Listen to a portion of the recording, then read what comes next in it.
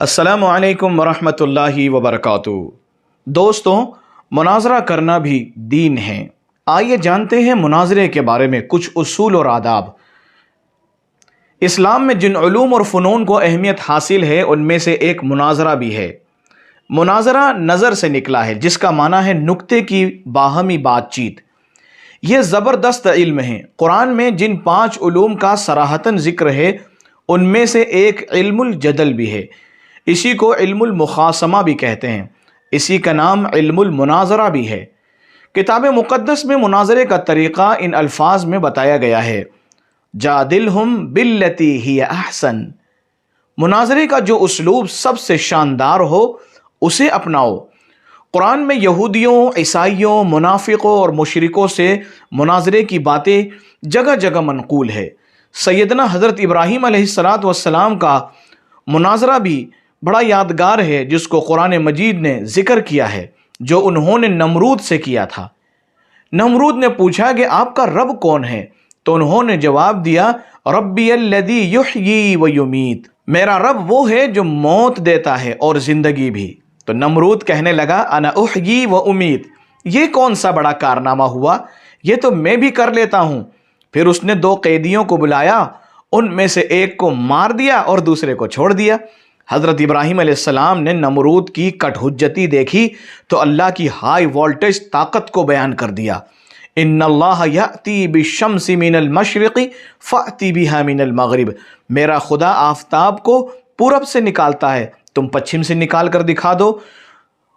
تو قرآن نے آگے بیان کیا کہ فبہت الذی کفر۔ حضرت ابراہیم علیہ السلام کا جواب سن کر نمرود ہکا بکا رہ گیا۔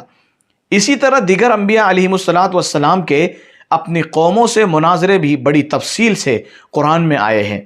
سیدنا موسیٰ علیہ السلام کے فرعون سے مناظرے کی روداد جگہ جگہ آئی ہے۔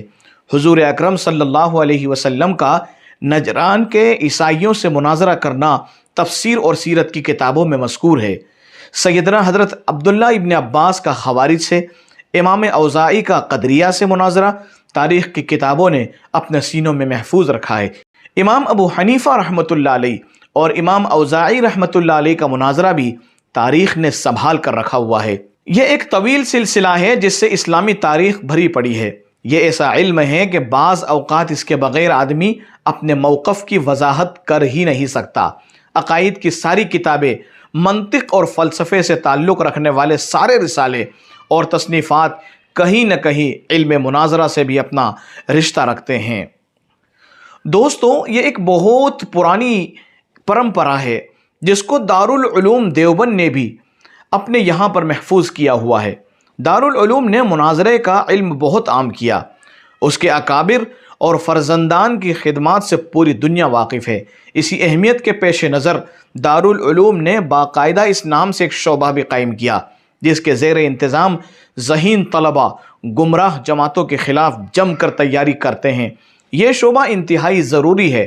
اس سے طلباء کو احقاق حق اور ابطال باطل کا طریقہ اچھی طرح آ جاتا ہے۔ مالیگاؤں میں بھی ایک مناظرہ ہونے جا رہا ہے، جس میں دونوں فریق، جس میں ایک طرف امین القادری صاحب ہے اور دوسری طرف مفتی حسنین محفوظ رحمانی صاحب ہے۔ یہ دیکھنا دلچسپ ہوگا کہ آج تک جتنے بھی بریلوی حضرات کے مناظرے ہوئے ہیں، انہوں نے راہ فرار ہی اختیار کی ہے۔ نہ وہ صحیح بات سن پاتے ہیں اور نہ صحیح جواب ان سے بن پاتے ہیں۔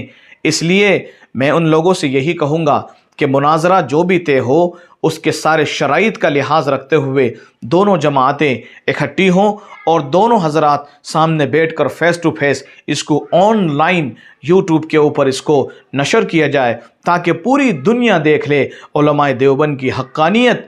اللہ تبارک و تعالی ہم سب کو عمل کی توفیق عطا فرمائے۔